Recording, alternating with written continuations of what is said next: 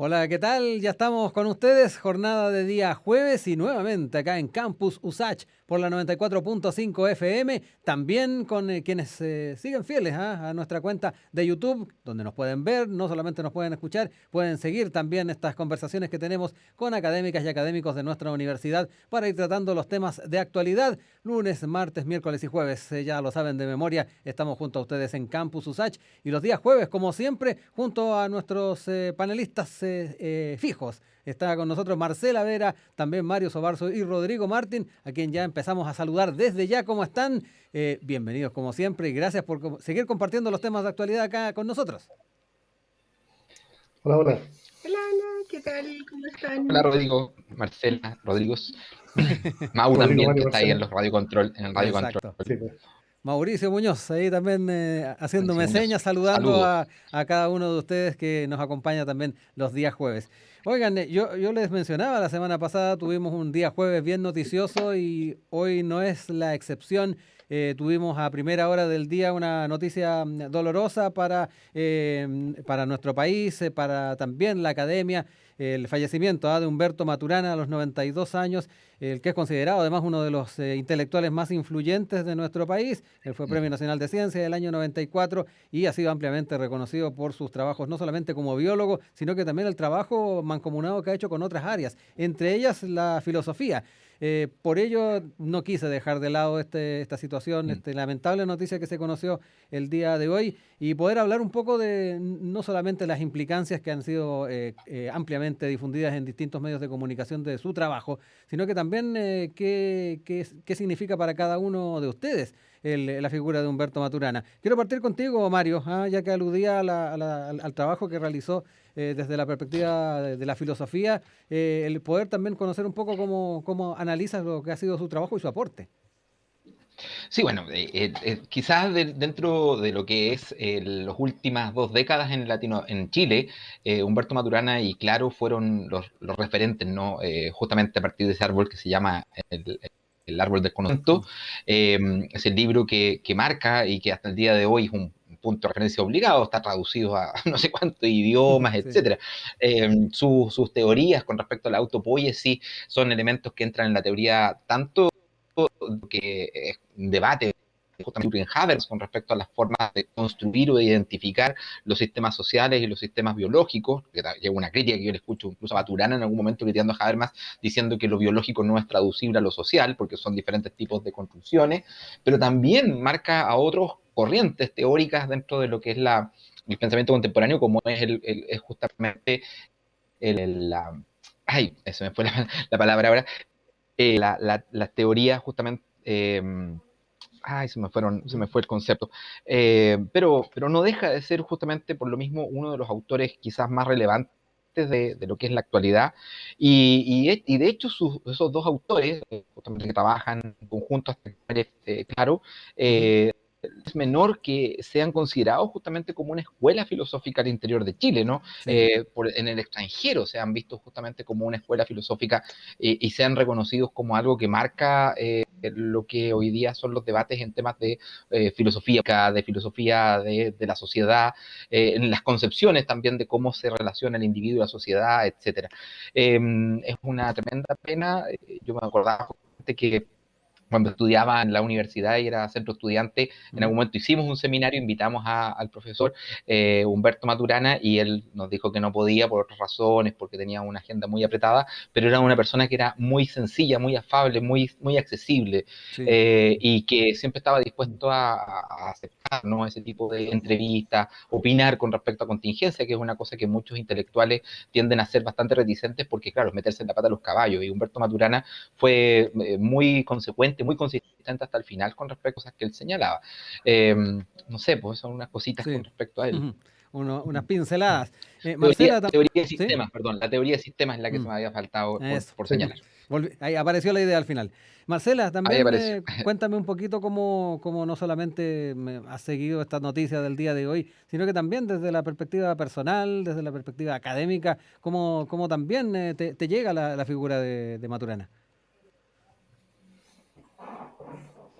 Sí, para mí la figura maturana siempre ha sido importante. De hecho, estoy estaba precisamente intentando generar una entrevista con él, estábamos en conversaciones para precisamente que me aportara en el desarrollo conceptual que estaba haciendo sobre sujeto colectivo.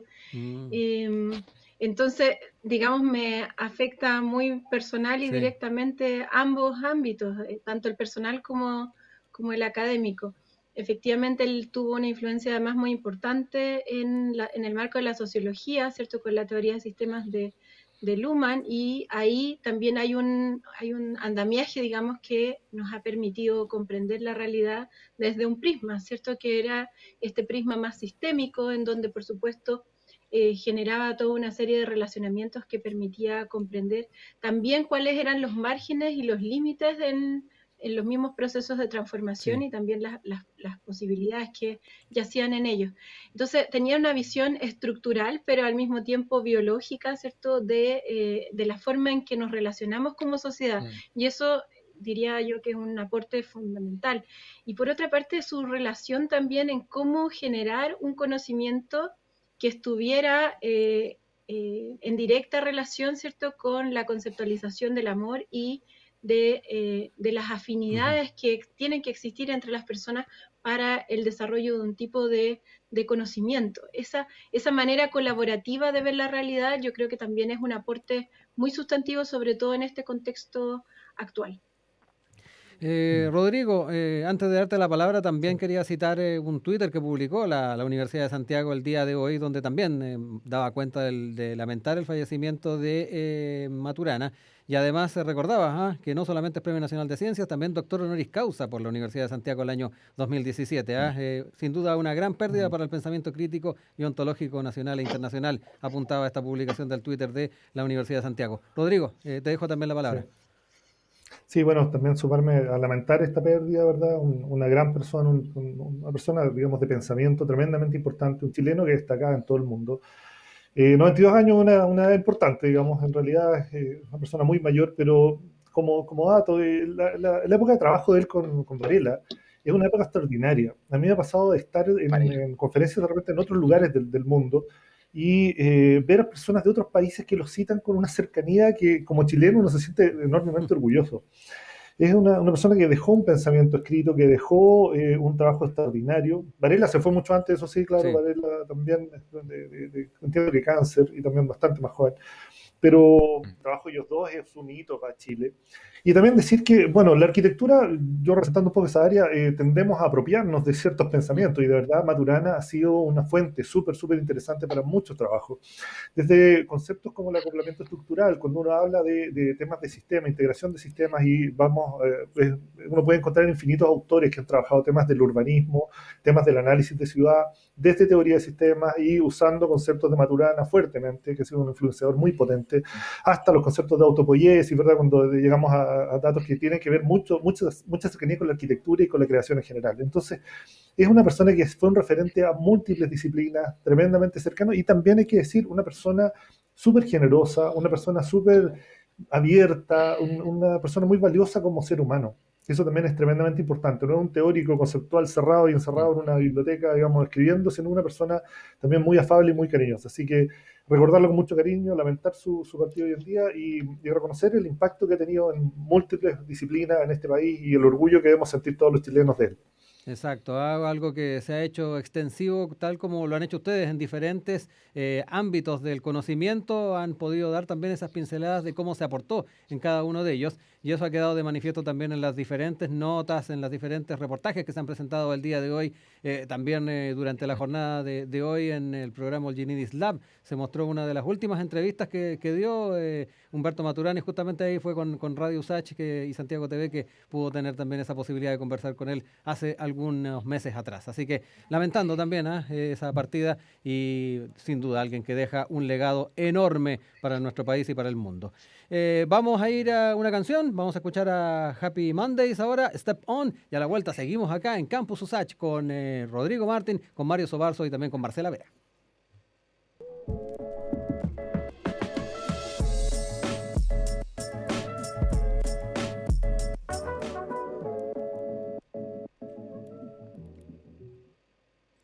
Seguimos acá como día jueves en Campus USACH por la 94.5 FM. También nos pueden ver en nuestro canal de YouTube. Pueden también revisar el video completo de este Campus USACH cuando quieran, ¿ah? Porque no solamente está el estreno, la transmisión en vivo, sino que también lo pueden seguir después, ¿ah? Tenemos todos los programas, así que dense el trabajo de revisar cada uno de esos Campus USACH en los cuales dialogamos con académicas y académicos de la Universidad de Santiago para tratar los temas de actualidad, tal como lo estamos haciendo hoy día con Rodrigo Martín, Mario Sobarzo y Marcela Vera, con quienes queremos hoy día también tocar un tema que nos duele, nos duele bastante lo que estamos observando en Colombia, la situación que se está viviendo por este estallido social, digámoslo, ellos tuvieron un estallido también bien cercano al nuestro. Nosotros lo tuvimos en octubre, ellos lo tuvieron en el mes de noviembre y hoy reflotan a propósito de medidas económicas que han sido, que fueron presentadas y anunciadas por el presidente Iván Duque y que han llevado no solamente a la movilización ciudadana, sino que también ir empujando otro tipo de demandas.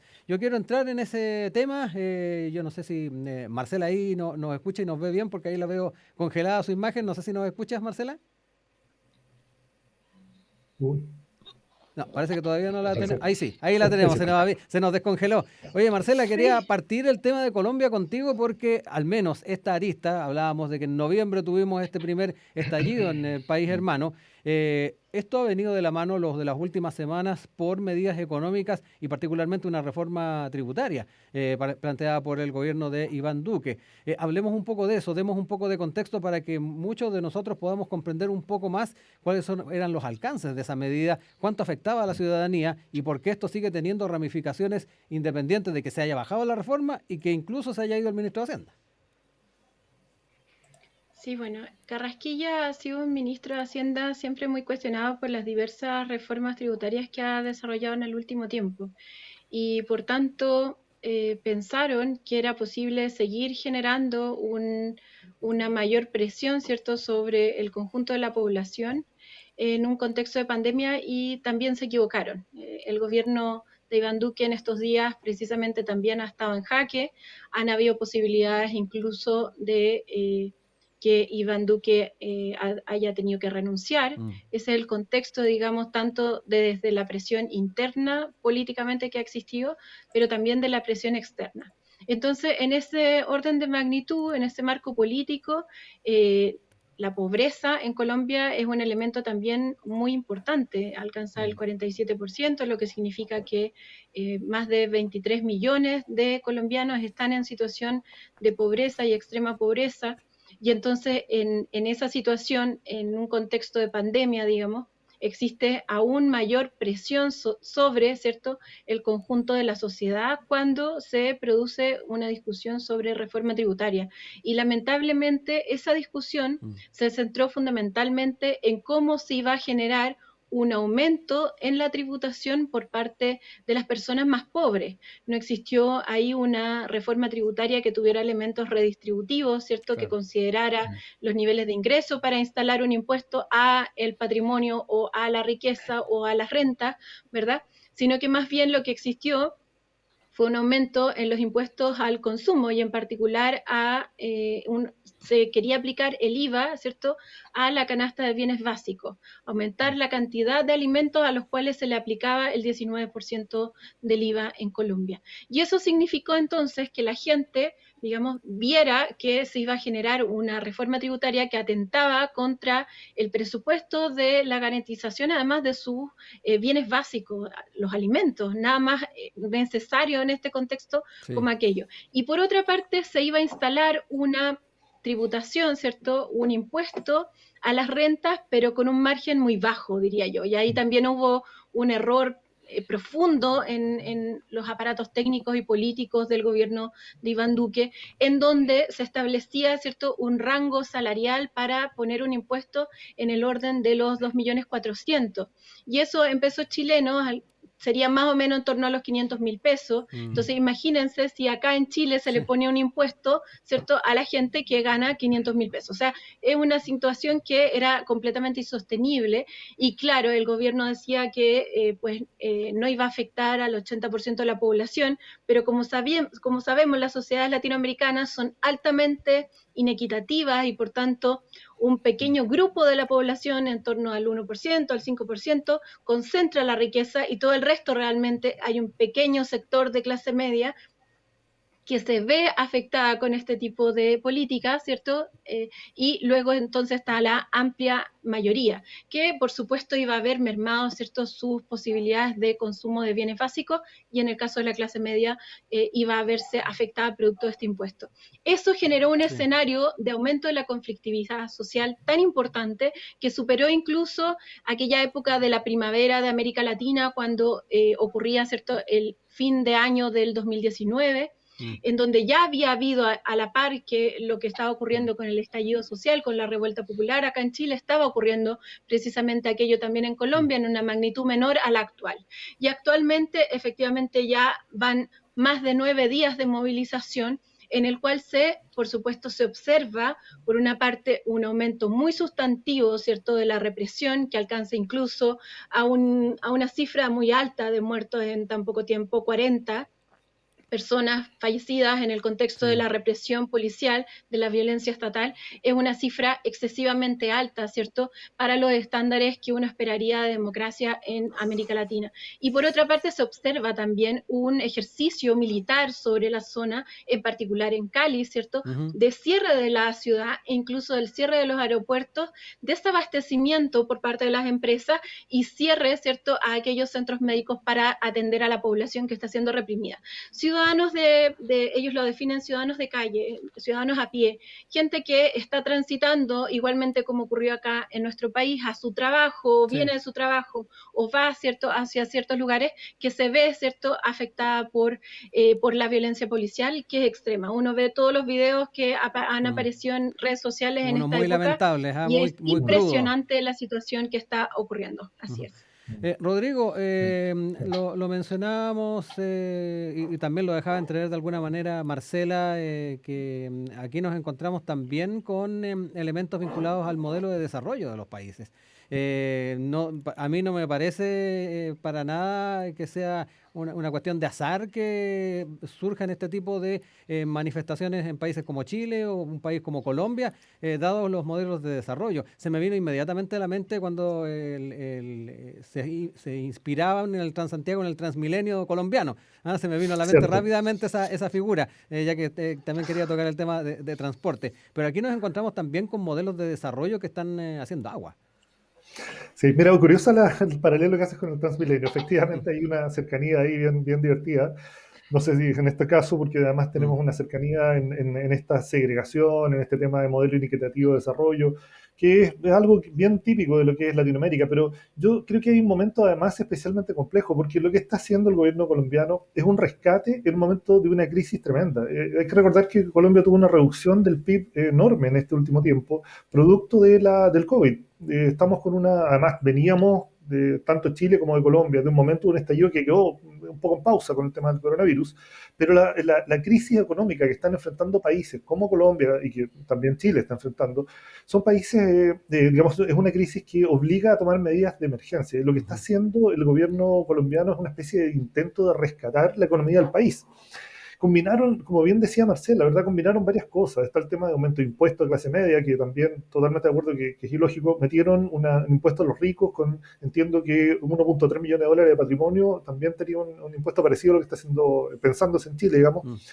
Es un paquete de impuestos bastante importante que lo que está buscando básicamente es rescatar un país que está en una crisis económica feroz. Y eso es algo que también vamos a tener en común. Vamos a estar en un momento en el cual se va a producir lo mismo en todos los países en desarrollo y vamos a tener un empobrecimiento importante, digamos. Ya lo habíamos hablado, ¿verdad?, las consecuencias posteriores del COVID y cómo los países van a tener que rescatarse de alguna manera.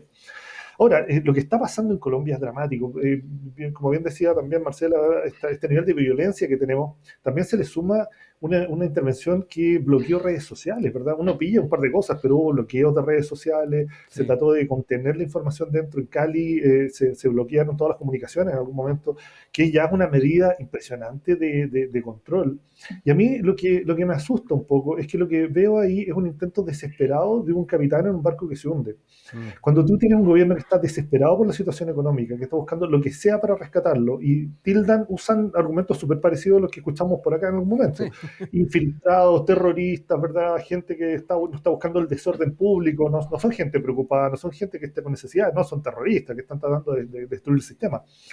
Y eso cuando se produce esa polarización y tenemos este estado de emergencia económica, pueden pasar cosas como esa. Y hay que tener mucho cuidado con que eso va a empezar a ocurrir a medida que se libere un poco el tema de las cuarentenas y todo esto y aparezca más efectivamente la crisis económica. Ya teníamos anidado una serie de problemas de equidad tremendos que van a empezar a resurgir, así que hay que estar súper atento a eso. Yo lo que sí siento es que Chile tiene una oportunidad súper buena porque está entrando en ese momento, que va a ser un momento tremendamente crítico, con un proceso de constituyente, donde va a haber participación. Cuando el presidente está solo, metido en un barco que se hunde, va a hacer lo que sea por tratar de salvar a los que tenga que salvar y si tiene que cerrar ciudad y matar gente, lo está haciendo. En Colombia lo están haciendo.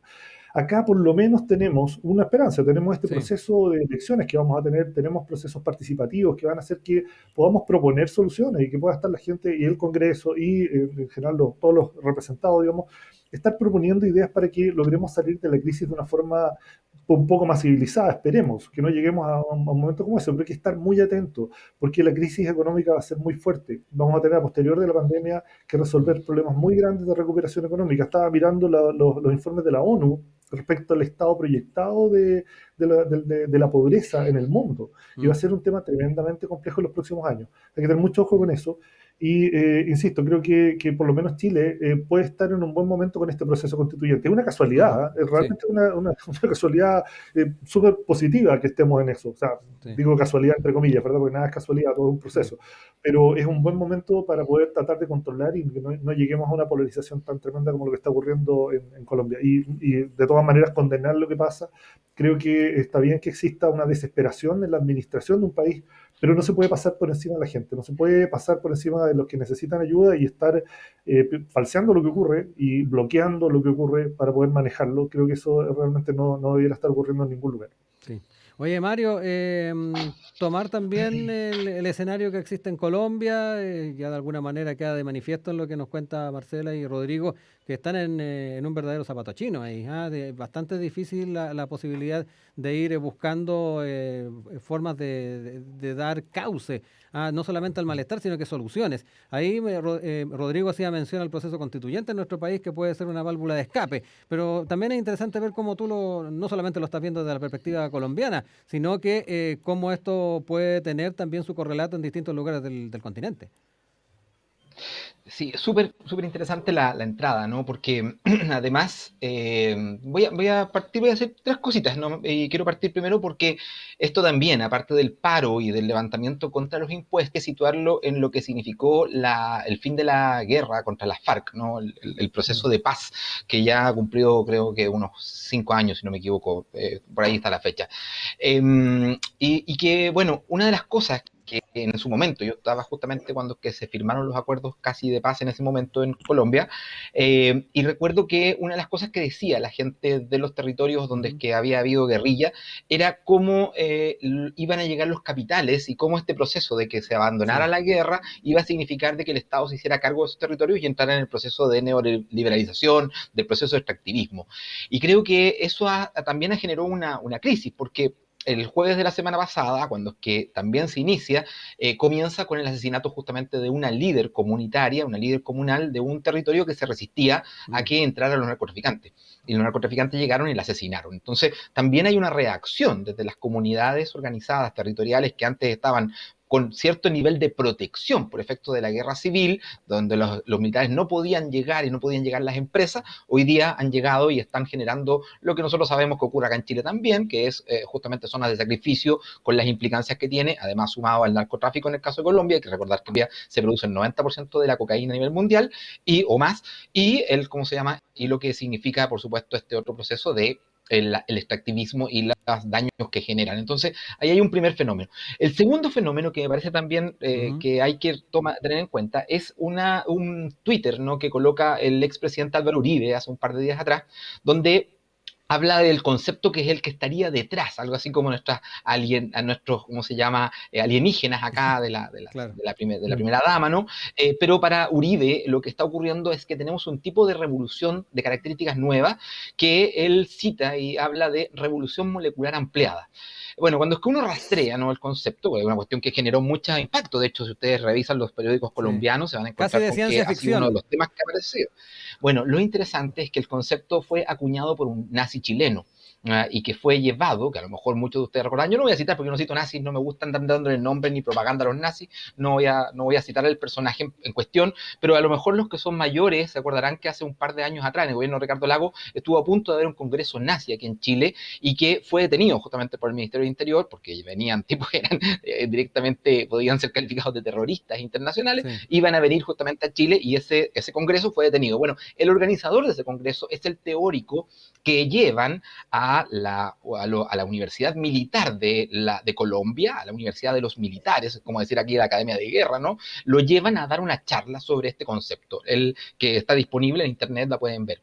Lo interesante es que el tipo interpreta y homologa lo que sucedió en Chile el año 2019 con lo que está ocurriendo hoy día en Colombia. Eso es una cuestión. Lo segundo es que toma las categorías, el pensamiento de autores, de un autor que se llama Félix Guattari, que junto con Gilles Deleuze desarrollaron justamente las ideas de los sistemas rizomáticos y lo que ellos llaman las revoluciones moleculares, en oposición a las revoluciones molares, que son revoluciones como las del siglo XX, ¿no?, donde que participan las masas, donde Sí. se organizan y son partidos, etcétera. Las revoluciones moleculares operan sobre la base de los intersticios, con grupos pequeños, armados en grupos en técnicas de choque, coordinados en forma rizomática, donde es que no hay el modelo que existía antiguamente verticalizado, sino que es horizontal, etcétera. Y este tipo toma este concepto, lo tergiversa, le saca el significado que tenía justamente en Guattari y lo utiliza para interpretar este proceso, y es tomado por las Fuerzas Armadas colombianas y por el propio presidente colombiano, que además tiene vínculos con México, según lo que dicen justamente los propios colombianos, bueno, y es referenciado como lo que estaría dando origen teórico a esta forma de acción militar. Por supuesto que si es una acción militar, entonces lo que corresponde es enfrentarla también con tecnologías militares, y por eso se justifica el disparo, se justifican los asesinatos, se justifica el poner justamente este cerco mediático y hacer caer las redes, como decía justamente Rodrigo, porque si es una estrategia militar, hay que compartirlo con instrumentos militares, y uno de los instrumentos militares es justamente el generar censura, el evitar que aparezcan los crímenes en directo, porque eso produce reacción en la gente. Entonces es interesante porque lo que vemos es una influencia nazi en la doctrina militar colombiana, y no hay que olvidar que esa doctrina militar también fue la que influyó en Carabineros cuando fue el Comando Jungla, que fue mandado a formarse también en ese mismo lugar en Colombia. Entonces, ojo, porque las élites latinoamericanas están profundamente vinculadas, y lo sabemos desde la Operación Cóndor, donde es que países que podían tener conflictos limítrofes como Chile y Argentina, años 78, llegaban a coordinarse para hacer desaparecer y asesinar a sus opositores políticos porque los consideraban como parte de una estrategia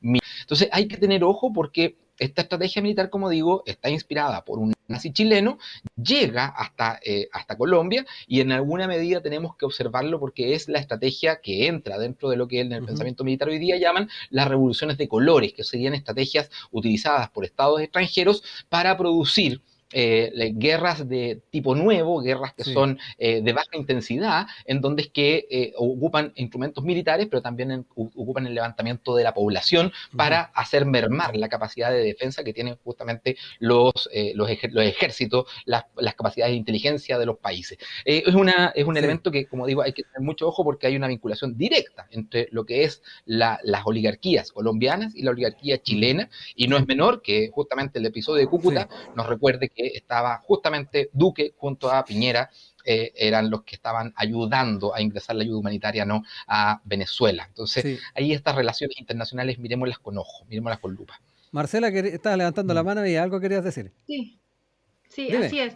Sí, complementando lo que estaba planteando Mario, efectivamente el gobierno de Iván Duque lo que ha ido es desplegando una estrategia de enemigo interno. Entonces, ataca a su propia población considerándolos como si fueran sus enemigos, ¿cierto?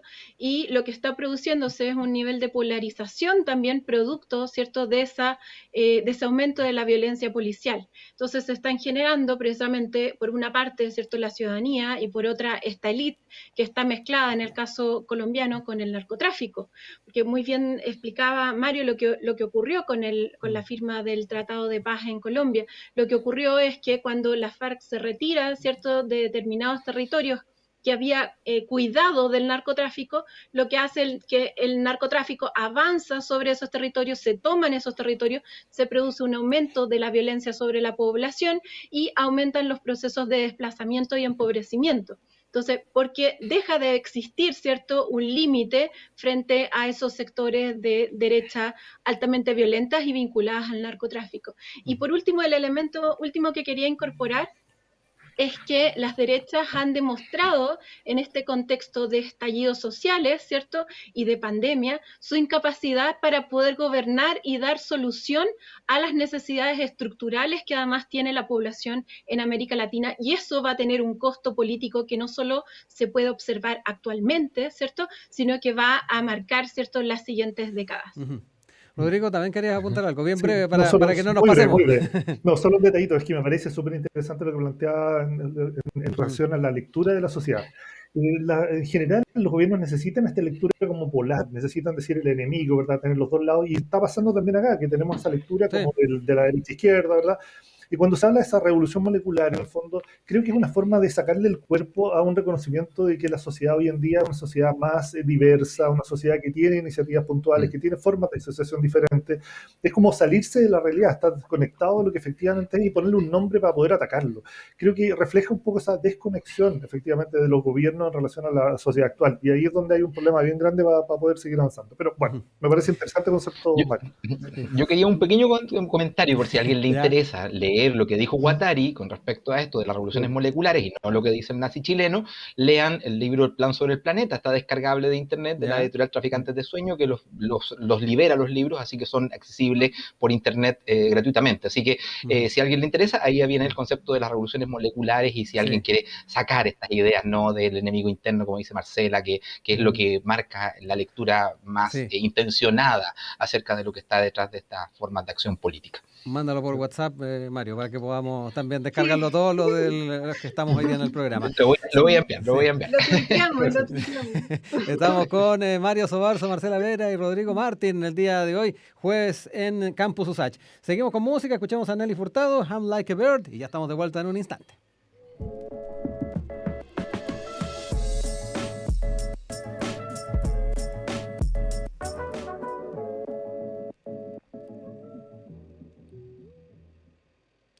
Seguimos con ustedes acá en la 94.5 FM Radio USACH. También estamos en el canal de YouTube con este Campus USACH junto a nuestras académicas y académicos tocando los temas de actualidad.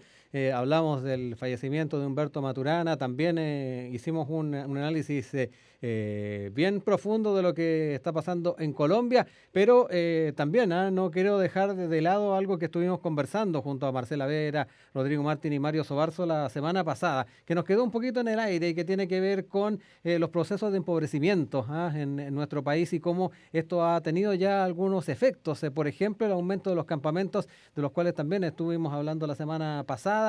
Frente a ello, Marcela Vera daba cuenta de la importancia de poder ir sincerando los datos, lo que nos pueda ir arrojando también la encuesta CACEN, que se pueda desarrollar con todo lo que ha estado trayendo consigo el tema de la pandemia, el tema del empobrecimiento. Eso fue un tema que también relevó bastante Marcela la semana pasada. Y además, Mario Sobarzo también dijo que una buena oportunidad que se estaba abriendo para ir tal vez buscando soluciones a este empobrecimiento es justamente el proceso constituyente y el poder garantizar el derecho a la la vivienda.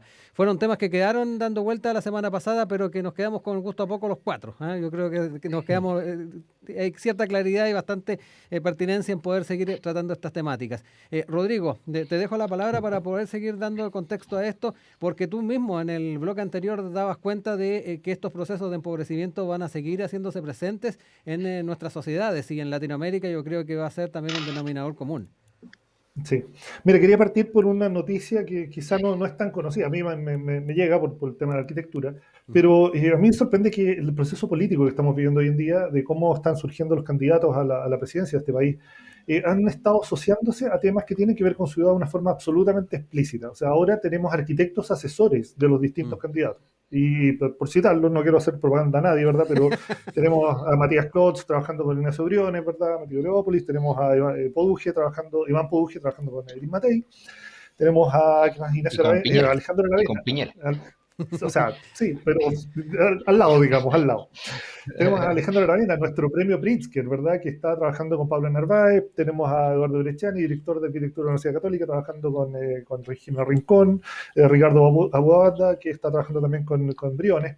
Pero han hecho campaña referida a la ciudad, poniendo la ciudad como un tema. Y la ciudad se está instalando como tema, efectivamente. Ya no es como que los urbanistas hacen algunas cosas y los políticos están preocupados de cosas más importantes. No, la ciudad efectivamente está reflejando algo, se está transformando en un tema de discusión súper potente, y además hay que estar claro que todas estas personas que nombré tienen visiones diferentes y tienen formas distintas de entender hacia dónde tenemos que ir y qué es lo que tenemos que hacer.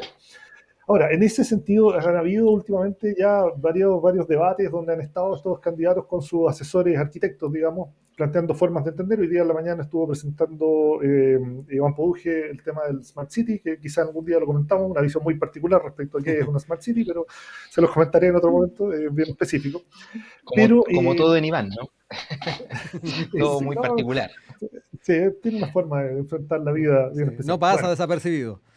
No, para nada. Pero bueno, pero como decía, el tema es un tema que tenemos que tener en la cabeza. Y aquí citar un par de cosas más. El problema es tan complejo que cuando hablamos de ciudad estamos hablando de calidad de vida, de segregación, lo mismo que hablábamos de recién, antes de Colombia, de Cali, ¿verdad? Y Bogotá. Cuando hablamos de Cali y Bogotá estamos hablando de ciudades. Y ahí es donde pasan las cosas, ¿verdad? Y aquí, bueno, Chile, Santiago, las ciudades son los lugares donde la sociedad se hace aparecer y donde vemos los problemas específicos de nuestra sociedad. La segregación, que ya, como comentábamos la semana pasada, se ha ido acoplando con el tema de salud, y efectivamente se confirmó. Ahí se nos pegó un poquito, Rodrigo. A ver. ¿Me pegué? Sí, te pegaste, pero a ver. Ahí sí, ahí volviste.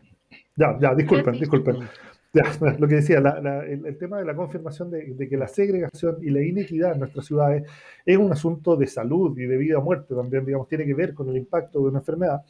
Y que efectivamente, como decía también en el bloque anterior, que ya informes de la ONU han planteado los objetivos de desarrollo sostenible como una forma de rescatarnos un poco de esta crisis que se nos viene. Según el último informe de la ONU, que hace un análisis y una proyección para los temas de empobrecimiento a nivel global en el planeta, ya no solo de Chile y de Sudamérica, sino del mundo entero, que tiene este índice de pobreza de $1.9 para abajo, digamos, como pobreza.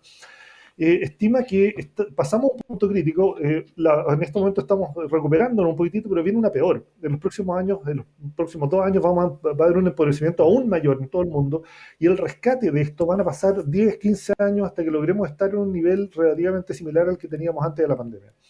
Por lo tanto, el drama que vamos a tener de esta situación en la cual estábamos en una hipótesis de crecimiento y que vamos a llegar efectivamente a un desarrollo de empobrecimiento feroz en los próximos años, va a tener consecuencias tremendas en el desarrollo de nuestras ciudades y va a llamar a una visión distinta de cómo planteamos la ciudad. Y aquí, de mencionar 2 cosas que las teníamos como una realidad hace un tiempo.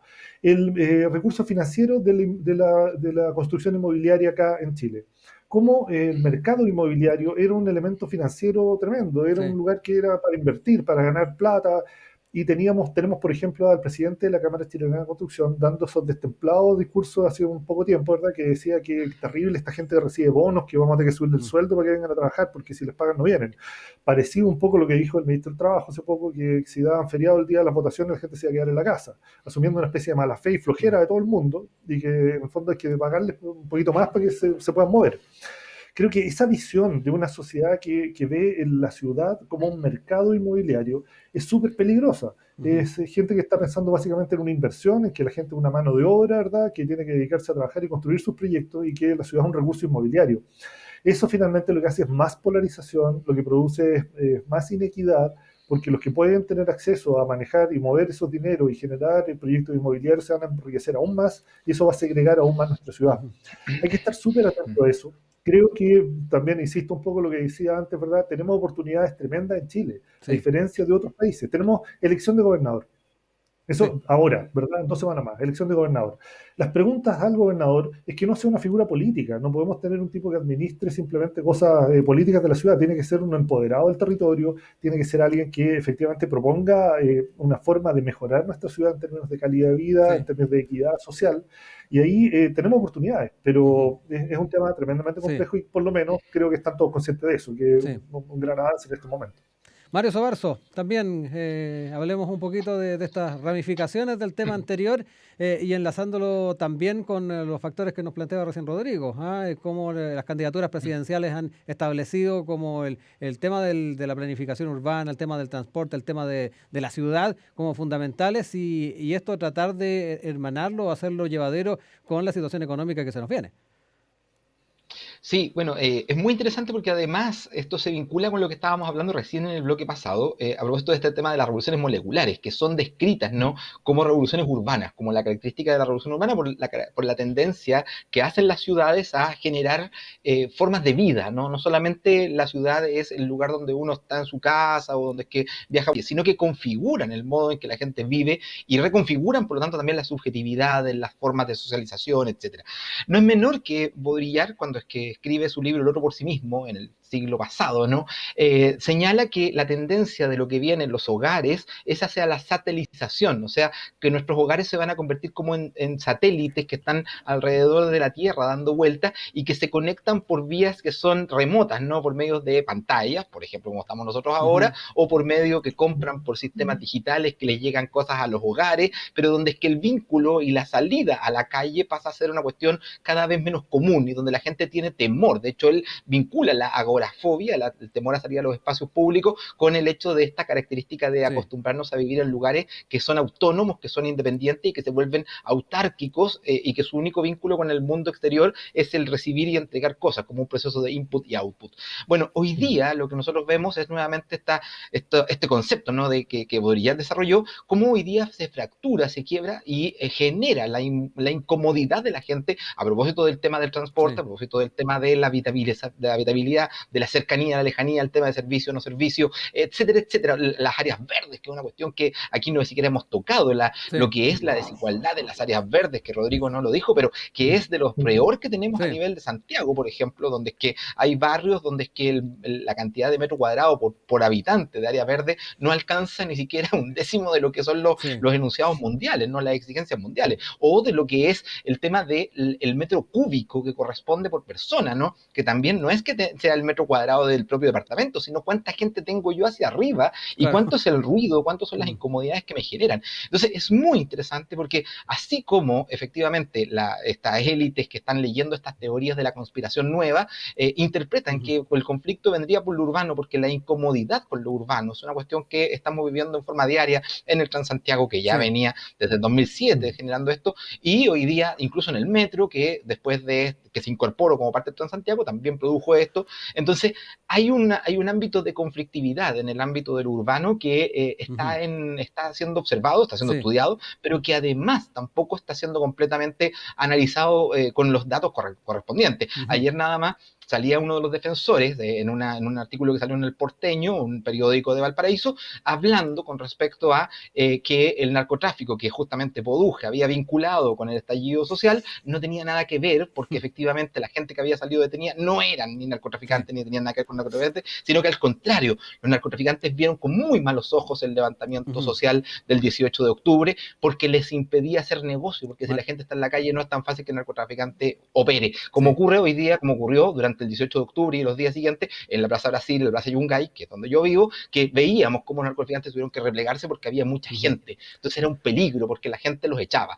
Entonces no les cae bien. Y eso es que hay que tener ojo porque se construye desde estos arquitectos de élite una figura de que el conflicto sería producido por supuestamente cabezas, ¿no?, que estarían detrás. Hay que tener ojo con eso porque es una tendencia muy elitista, ¿no? Ellos viven en Las Condes, viven en Vitacura.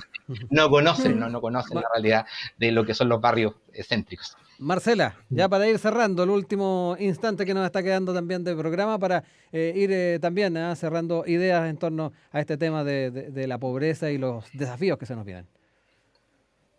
Sí, bueno, la pobreza y la desigualdad se está expresando, como muy bien decía Mari y Rodrigo, de maneras muy urbanas, pero también en dimensiones muy diversas. Por ejemplo, uno la puede observar, la desigualdad en la contaminación a la cual se ve expuesta la población, ya sea al interior de sus casas versus en la calle, ¿cierto? O en determinados barrios, o en determinadas ciudades versus incluso países versus el mundo desarrollado tiene una propensión a la contaminación bastante menor que la que tienen los países subdesarrollados. Por ejemplo, si uno lo mide en material particulado, que es la contaminación aérea, ¿cierto? Entonces, en ese orden de magnitud, uno va a ir observando que, por una parte, estos procesos de fluctuación y de crisis y de recesión económica se van a ir agudizando con el tiempo, porque las medidas que han tenido los gobiernos de países subdesarrollados no alcanzan a resolver la situación estructural, pero además se reduce, ¿cierto?, las posibilidades que tienen los gobiernos para financiar medidas de apoyo a la población.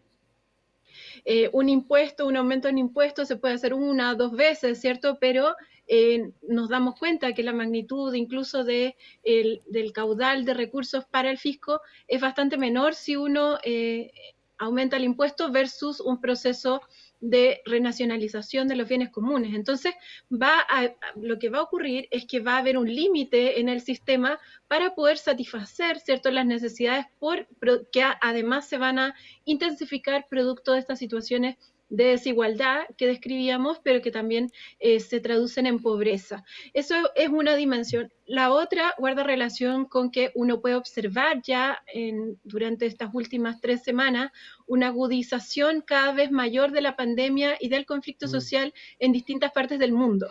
Y eso también trae como reflexión que muy seguramente viene un proceso aún más complejo de lo que ya hemos vivido en los próximos 5 o 6 meses. Seguramente vamos a tener ya a la vista, digamos, de todo, ¿cierto?, esta situación en que se va a agudizar, digamos, esta problemática que cruza, ¿cierto?, esta multidimensionalidad de factores que producen esta crisis, la crisis ambiental, social, económica, política, ¿cierto?, y sanitaria.